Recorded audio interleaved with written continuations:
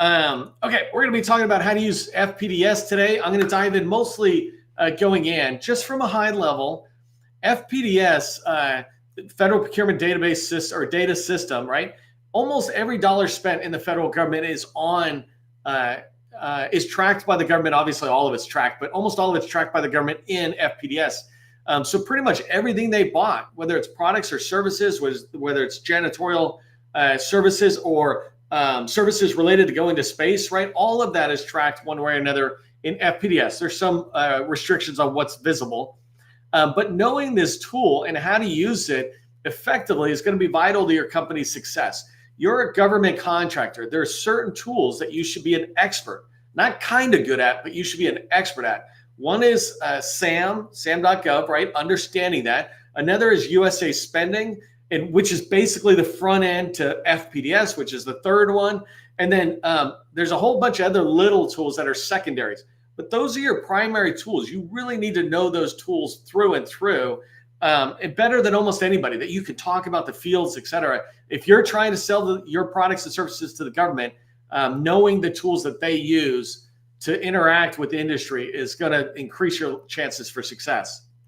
And so the topic of today's training is around following that money using FPDS. And I'm going to have a couple of slides, but then I'm going to dive in. And the bulk of what I'm doing is showing you actually how I do stuff in FPDS. And every time I teach this, I never go back to a set of slides I've used before. I always start again so that I'm talking about what I've been doing in the last 2 to 4 weeks, not what I did 10 years ago, right? I've been a government contractor before, but you don't need my tips from a long time ago.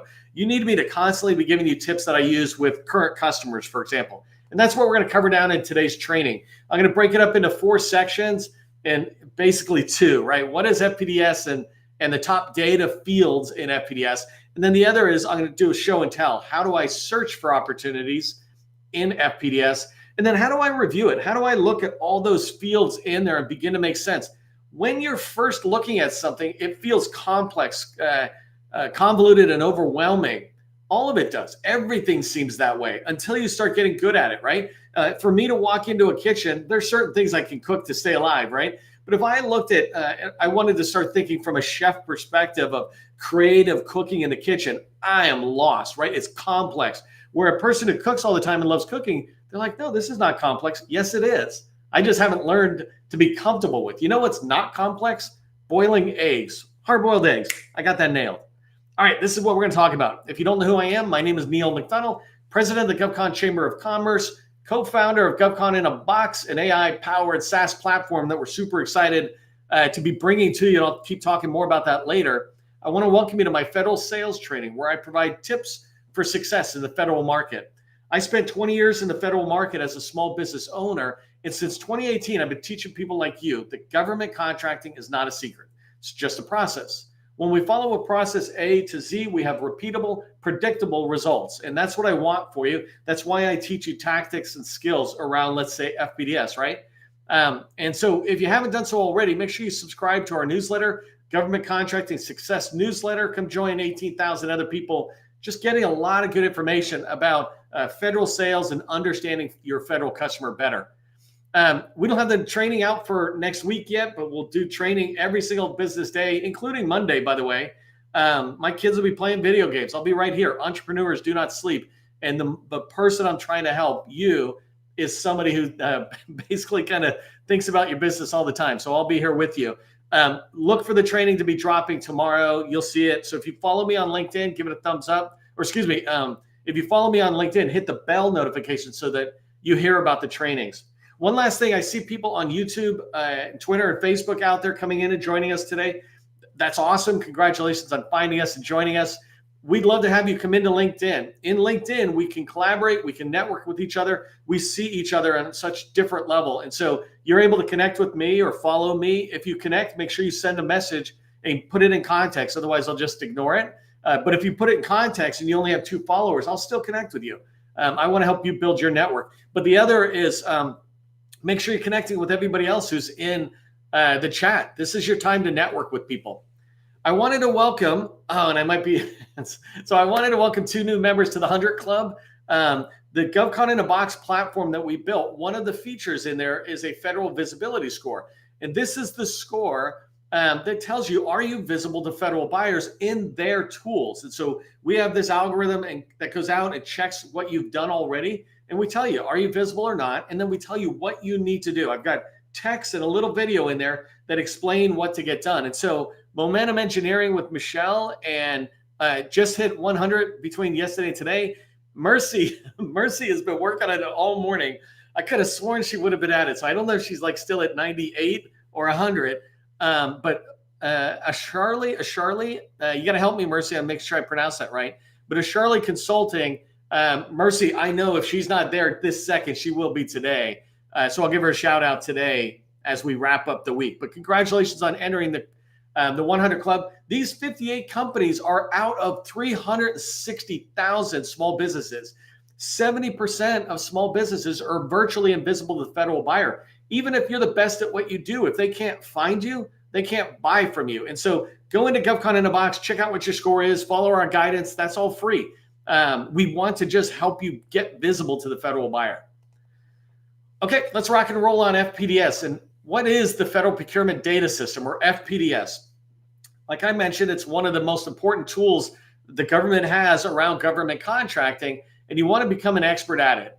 It has almost all contract awards in there. Some things it doesn't have, for example, micro purchase below the Simplified Act or the micro purchase threshold, those aren't in there. No subcontracting data, or what I like to call helpful data, like any PWS documentation or other things like that. That's not in there. A lot of the stuff that is classified, for example, if you think about DLA buys some fuel and other things like that, that might not be recorded in there because it's sensitive. And then all of the IC, the intelligence community, that type of information, if it's super classified, it's not in there. There are other tools like ARC that you can go in and learn more about that stuff. I like FPDS, and I really encourage you to use it, especially as it relates to today's training around money. I like it for filling the pipeline. When I look at my pipeline, I don't want to go into SAM or into a forecast even sometimes, because they're a little late. But if I look at FPDS, this is not the only way. I'm just talking about this way for the moment. If I look into FPDS, I can find where the government has spent on what I sell. And if they have spent money on what I sell last year or 4 years ago, then there's a good chance they're going to do it again. So if I sell today, we're going to be talking about recruiting services, just as my example. If I use recruiting services, well, they're always recruiting, right? And so if they bought it 5 years ago or 4 years ago, that contract's going to expire. And if I'm trying to fill my pipeline out for 2025, like what sales do I want to land, then I'm looking for things that are expiring in 2025. But a pipeline, a good pipeline, and it takes time for your company to get to the size when you're doing this. But the bigger your company gets, the more mature it gets, the farther out you can go. So you can go 2 years out, 3 years out. I can look at an opportunity I lost today and put it into my pipeline, right? Or an opportunity I didn't see, but I see it today that it was awarded because I saw it in the news or something. I'm like, oh, I wish I had won that. Well, that's going to be recompeted in 5 years. 5 years seems like a long time, but it really is not. And if you find that ideal opportunity, you put it in your pipeline and you just slowly track it. And so FPDS is really good for that, finding those opportunities.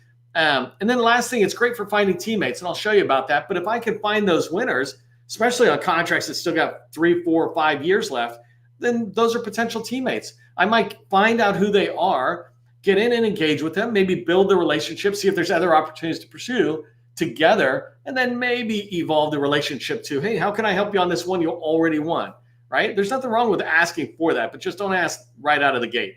Okay, so that's just a high level what FPDS is. FPDS, you'll see in a second, and let me see. You'll see it in a second, but they have all sorts of training that you could take. This is what I mean when I say become an expert.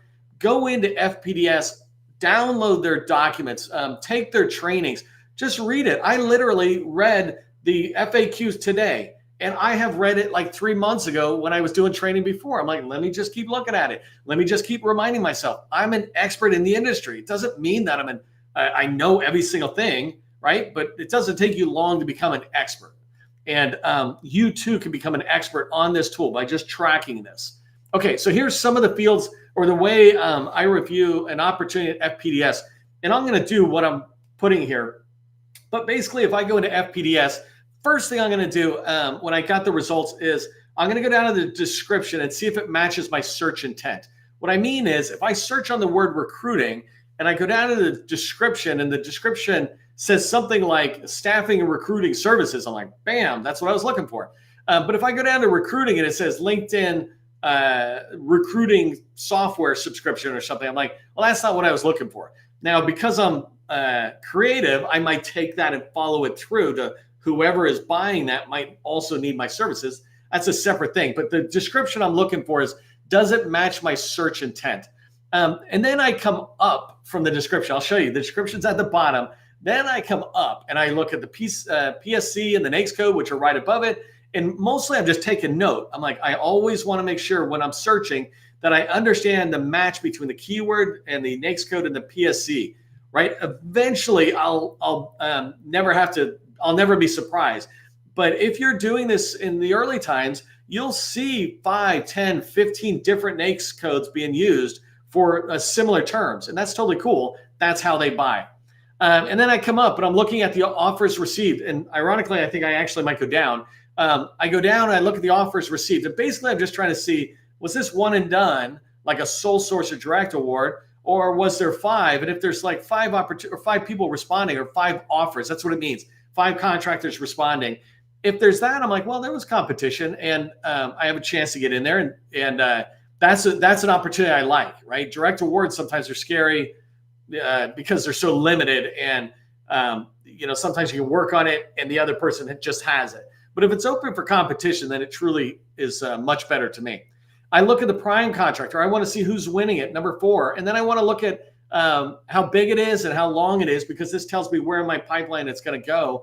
And also it tells me whether I want to go after it. If I see an opportunity and it's $50 million, then I'm probably not going to go after it. If I'm doing less than, let's say I'm doing less than 5 million, $50 million is that outside threshold. Certainly if I'm doing just a few $1,000,000 in revenue, I'm not looking out there. And it's totally okay with putting maximum limits on the size of opportunities. You really want to grow incrementally from $2 million in revenue to, like, let's say 5 to, let's say 10, right? These reasonable step forward. And if you do service-based business and you're looking at an opportunity, you just want to see that growth step you're looking for from like 2 to 5 million is 3 million. So 5-year performance times 3 million would be 15 million. So I might set that as my max. You determine what's good for you. And the last thing is then I'm looking at that KO and CO, because I'm definitely reaching out to them.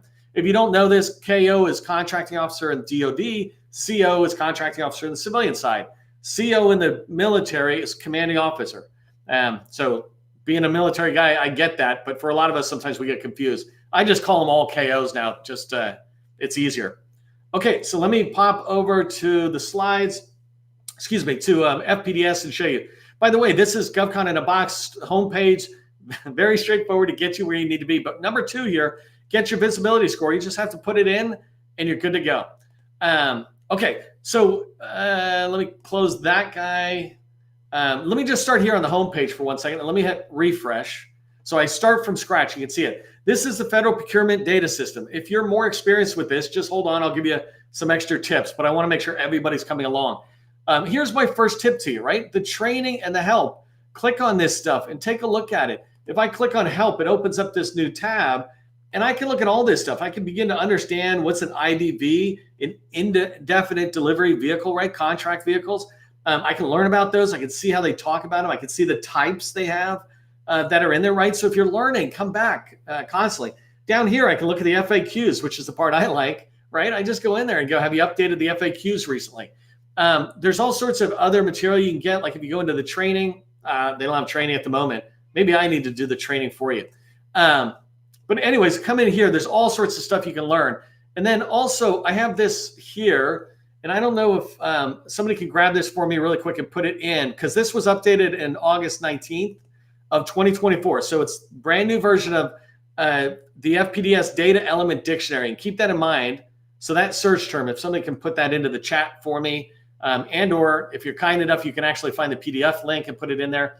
But that link is a great link for you to go see. Actually, sorry, let me come back. If I come down here, I can see and learn about the tool, right? I'm learning about let me see something. So entity information as an example, right?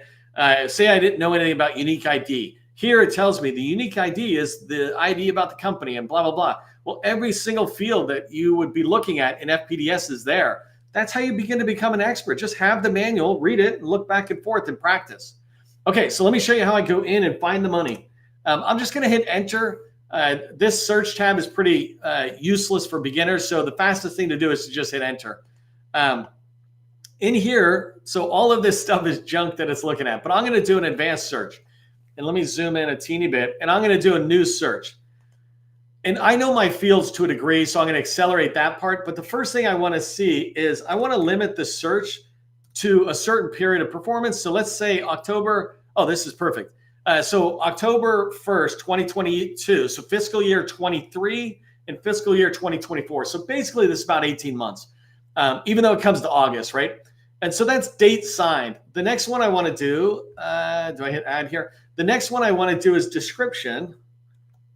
So right here is a field called description.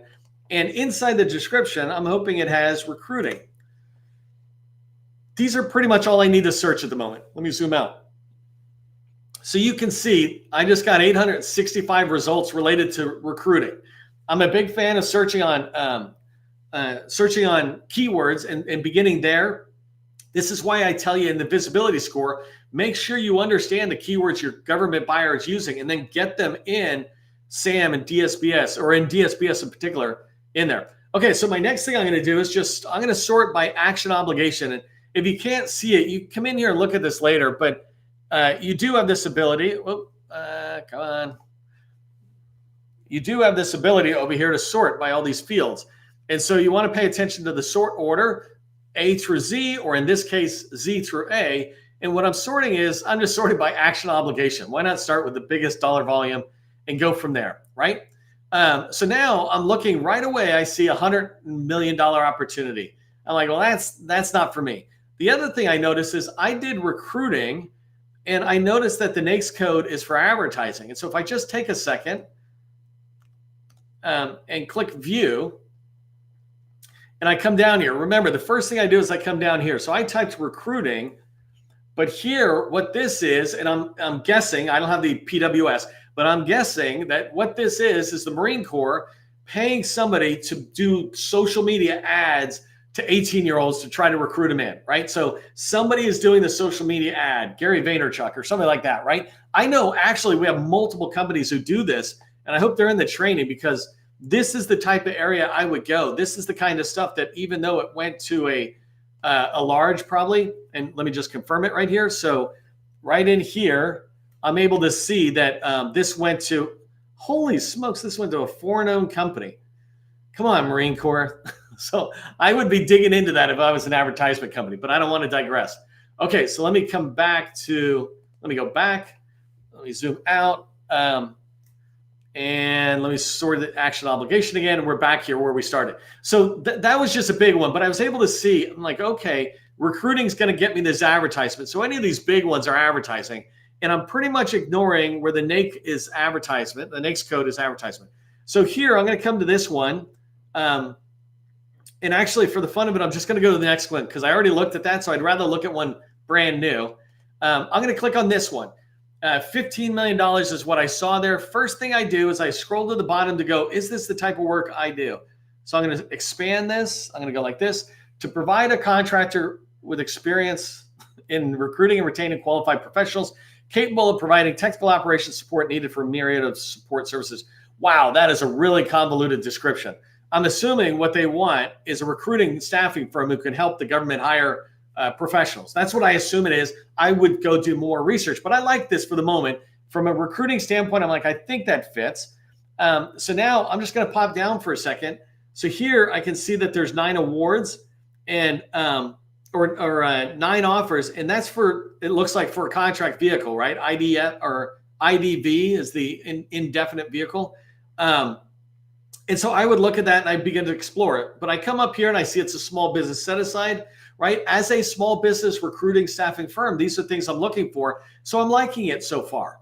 I like the fact that it was a recruiting type job, small business. It had multiple offers in there, which means they were open to competition. I'm assuming when I see that, it might even have awarded it multiple. I didn't look at it really quick. So now I said the next thing I look for is NAICS codes. I just want to make sure I'm tracking the PSC and the principal NAICS code, or the NAICS code used. So those align, those are good. Now I'm going to come up and say, well, let's see what kind of work this is, right? First off, this is an 8A participant. That's good news for those 8A firms that I'm supporting. But as I come up, this is what I'm looking for here. $77 million ceiling, right? $15 million base and $77 million. So that's the value I'm looking for. I don't need to go crazy, but I'm looking at that thing going, okay, that's 15 million. Now, I don't know if that's 15 million for multiple holders or like a ceiling or not. I can dig more into that. But over here, I'm looking at the expiration date. I'm like, oh man, I'm just missing this. And this one's really curious because, you know, they must have awarded this before, but maybe they didn't. Maybe they did an extension where this goes 6 more months and I still have room. And so now I'm looking at who's this with, and I can see this is at State Department, right? And I don't dig much further into it, Bureau of Consular Affairs. Oh, that's interesting. Now that I see that, by the way. Oh, no, this is a different one. Okay, so I'm tracking this kind of stuff. And the last one is I'll look at this ID, right? And I'll see what's going on. If you haven't seen me do this before, I'll just show you very quickly. I will take this company, for example, and go to USA Spending. Come on. I'm on a time crunch here. I will come back to this company, put it into recipient, and you can watch this later and see it. But what I want to do is get in and see what they've been winning. Come on, I'm on a time crunch here, USA Spending. Okay, so I went and searched for it. Now I found the company, and I can see they're doing 1.7 million, right? That instantly tells me that 15 million, something's off, which is fine, but something's a little odd on that. For the fun of it, I'm just going to trail the fiscal years. So they've been doing $121 million. This is a company worth me learning from. Except for this is kind of a challenging state, right? Looks like they've come down. They're doing okay on revenue, you know, $15 million. And then it kind of slid off a little bit. So this is a company it's worth me talking to, right? I can learn from them. I can engage.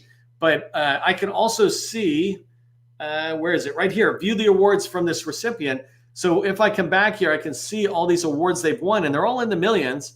And as a small business trying to get staffing companies, this is the stuff I'm looking for. Maybe these guys have graduated small or 8A, and I might be able to team with them. And that's what I mean by searching for folks who are out there. So let me come back in here and just talk one more time about some of the data you see, right? This is an exercise of an option.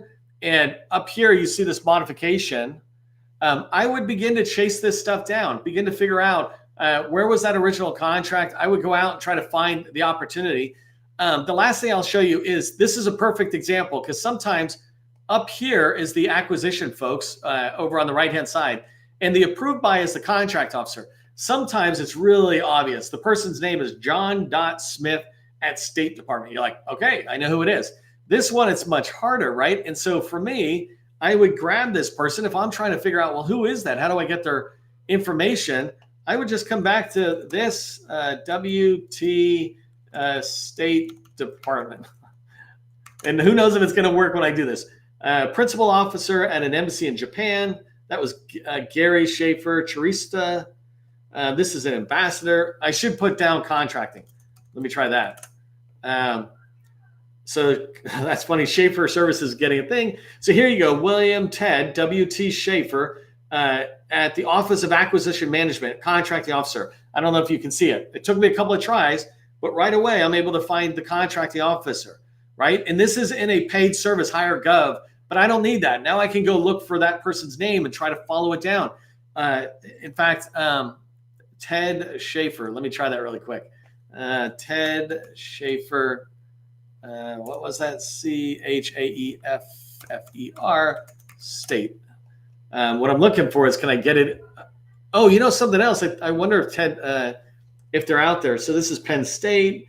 Now it's back to higher gov. Sometimes you can go into places like higher gov and quickly get it. I don't know if I can. Yeah, there you go. Okay, so now I got his email and his phone number. So sometimes higher gov lets you come in for 1 or 2 shots, and then they say, no, you got to pay us. But look at that. In 2 seconds from FPDS, I was able to find an opportunity that looks interesting. Now, I'm finding this a little late, so I should have found this 6-12 months ago, but that was the first one I clicked on at 800. Imagine me doing this over and over again. I'll be able to find the opportunities I need to win. Here's what I want you to remember from today's training. First off, FPDS is a skill. You have to make the commitment to understand the fields and the data. Use that guide that I had and begin to get an understanding of it and practice 15 minutes every day.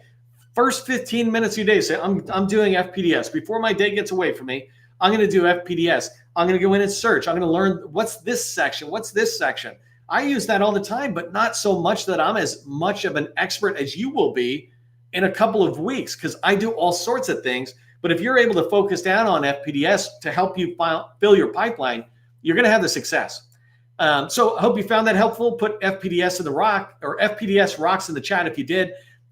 Something I just want to let you know about on September 9th, so not next week, but the one after it, we're doing a SIBR week. We're going to be talking with DOD leaders, Army, Navy, Army, DARPA, military defense, and I don't know who the Navy. I feel like that one's not quite right, but we've got 5 DOD folks coming in talking about the $4 billion in innovation dollars that are out there. I'm going to try to ask them a lot of questions. It's a fireside chat, not a presentation. So come in. I'll be asking questions that I think you'll value. I'd love to see you in there. As you move through your day, your weekend, and into next week, just remember, government contracting, it's not a secret. It's just a process. I will see you in the next training.